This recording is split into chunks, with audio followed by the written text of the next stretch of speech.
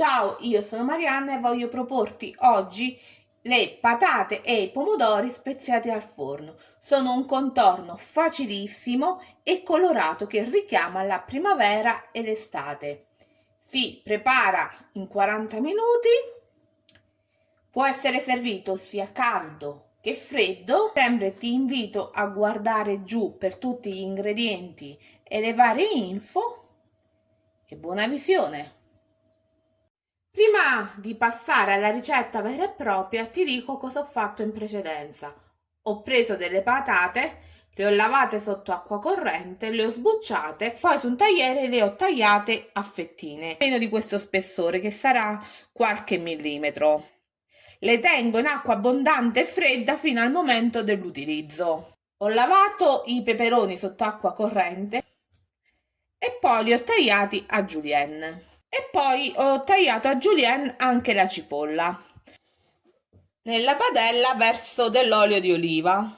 Qui aggiungo la cipolla e i peperoni. Accendo a fiamma bassa e faccio rosolare il tutto per qualche minuto, ricordandomi di mescolare di tanto in tanto. Non so se si sente, ma i peperoni e la cipolla stanno sfrigolando.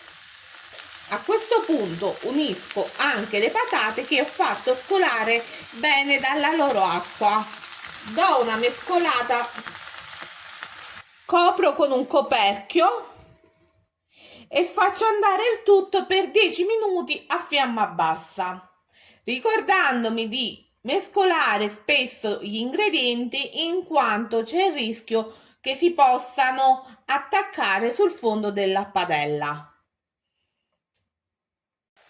Questo è il risultato dopo i primi 5 minuti di cottura. Sul fondo della padella c'è del liquido che viene rilasciato dalle verdure. In questo modo sia le patate che i peperoni iniziano la loro cottura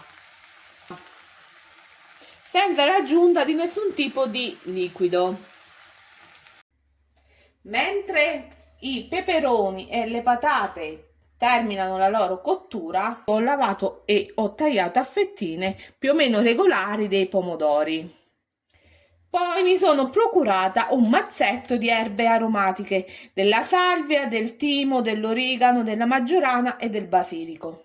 Questo è il risultato finale dopo i 10 minuti di cottura. Ho acceso il forno statico a 200 gradi. Ho preso una pirofila che va in forno, in cui verso un po' di olio e con un pennello oleo tutta la superficie. In questo modo sono sicura che gli ingredienti non si attacchino. Adesso bisogna disporre gli ingredienti nella pirofila.